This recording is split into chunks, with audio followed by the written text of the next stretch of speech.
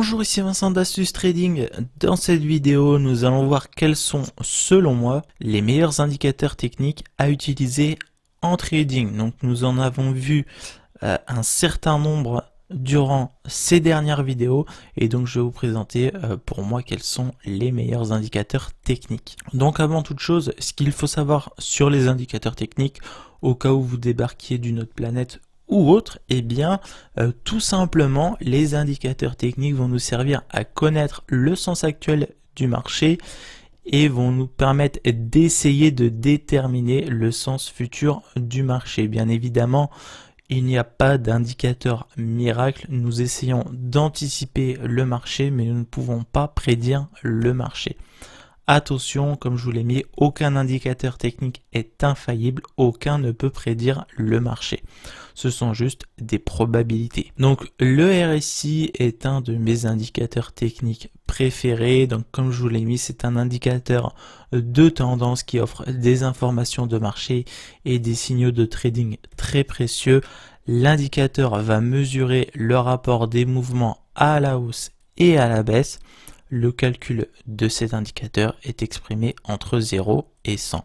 Comme je vous l'ai mis ici, quand nous sommes au-dessus de 70, nous sommes en zone de surachat et quand nous sommes en dessous de 30, nous sommes dans ce qu'on appelle une zone de survente. Entre les deux, c'est une zone de normalité. Attention, il ne s'agit tout simplement pas de vendre au-dessus de 70 et d'acheter en dessous de 30, cela serait beaucoup trop simple. Cependant, il est quand même utilisé par une grande partie des traders, ce RSI. Pour une bonne efficacité du RSI, il faudra faire comme avec tous les autres indicateurs techniques, il faudra le combiner avec d'autres indicateurs techniques. Entre 50 et 70, il faudra savoir que nous entrons dans une zone de progression haussière et entre 50 et 30, nous entrons dans une zone de progression baissière. Le deuxième indicateur technique que j'ai sélectionné pour vous, donc ce sont les moyennes mobiles. Donc les moyennes mobiles, qu'est-ce que c'est? Eh bien tout simplement, une moyenne mobile, c'est une courbe qui va représenter la valeur du cours sur un nombre de périodes indiquées divisé par ce même nombre. Dans un marché de tendance, les moyennes mobiles vont suivre une pente haussière ou baissière. En marché de range, elles auront tendance à se croiser souvent et à rester plates. Comme nous le voyons ici, les moyennes mobiles sont à la hausse, le cours l'est également. Comment les utiliser en tendance? Eh bien tout simplement pour du trading de tendance, un croisement de deux moyennes mobiles peut nous donner un signal d'achat ou de vente. Ici nous sommes en tendance baissière, les moyennes mobiles se croisent. Nous avons une tendance haussière, nous pouvons acheter le marché ici. Le mouvement n'est pas très gros après le croisement des moyennes mobiles, donc à utiliser avec un autre indicateur technique. Ici, les moyennes mobiles se croisent, donc nous pouvons nous placer à la vente. Ici, les moyennes mobiles se croisent donc à la hausse et derrière, nous avons de très belles bougies vertes et nous aurions pu placer un achat juste ici, donc au croisement des moyennes mobiles. Le troisième indicateur technique que j'aime particulièrement, il s'agit du stochastique. Donc le stochastique est un oscillateur borné donc qui va nous permettre de connaître les zones de survente et de surachat, un peu comme le RSI.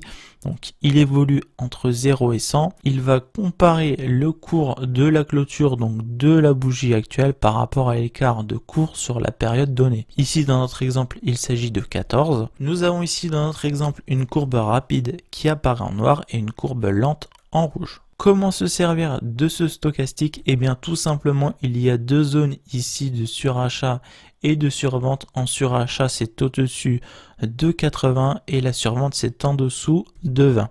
Au-dessus de 80, donc comme je vous l'ai mis, nous sommes en surachat par rapport aux 14 dernières périodes.